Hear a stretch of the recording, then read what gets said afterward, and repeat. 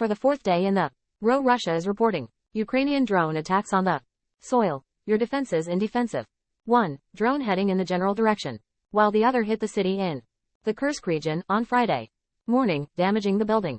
The operations at the Moscow airport were restricted after those attacks, but flights are now back to normal.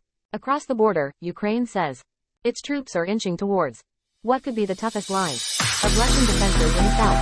It's happening near the village, in what Ukrainians, but now, they're up against a maze of heavily fortified trenches and obstacles that Russia has been building for months.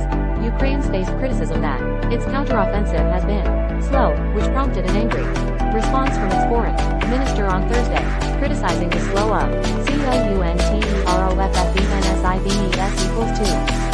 splitting into the Ukrainian soldier for sacrificing his life every day, moving forward and liberating 1 kilometer of Ukrainian soil after another. I would recommend all of them after Ukraine and liberate 1 centimeter by themselves. Thank you. Meanwhile, President Zelensky said Ukraine has used a new weapon that hit a target from 700 kilometers away. Did they give any details about the weapon? CNN couldn't independently verify that. Developments in Ukraine and never have so many drones been used as this one. But Ukraine, it's difficult to tell exactly what they think they're achieving by those overnight attacks. They're causing a huge amount of military consequences. What happened last night and what impact is it having? You're right to point that out, because when you look at these attacks, they're not having damage to buildings, to any kind of infrastructure. And it is worth noting that, however, it may not be the tactic. Here it is to cause a sense of anxiety, a war on the psyche. Perhaps to give a sense to Russian people beyond their government that this war is also going to affect them. These drones are reaching far into Russian territory, well away from the front line.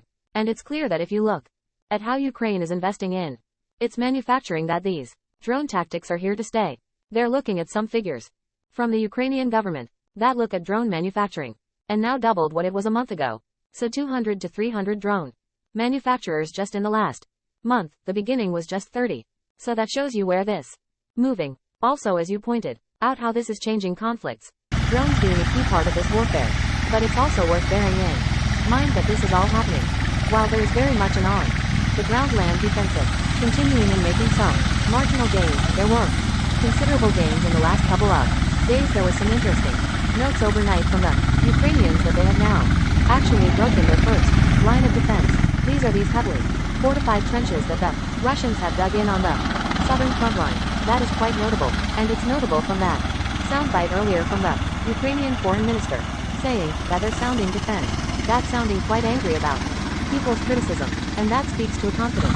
They feel they might start to have the upper hand. They're starting to keep progressing, pushing the Russians back towards the front line.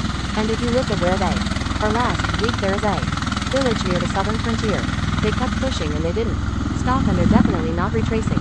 And that speaks a real sense that they think the worst, turning potentially that way. The affirmation proposed turns to Russia for the renewal of the Black Sea grain deal, which is critical for the global food supply. The Secretary General, Antonio Guterres, said that he sent a letter with concrete proposals for Russia's foreign minister, and they won that any renewal of the deal must be stable and not, quote, moved from crisis to crisis, suspension to suspension. The Russian foreign minister said Monday that he wants to see some guarantees. As you know, President Putin has repeatedly stated clearly that all measures are taken on the negotiations of the Russian part of the Black Sea package, but measures are taken to solve all problems that have remained unfulfilled, despite the promises of the UN Secretary General, whose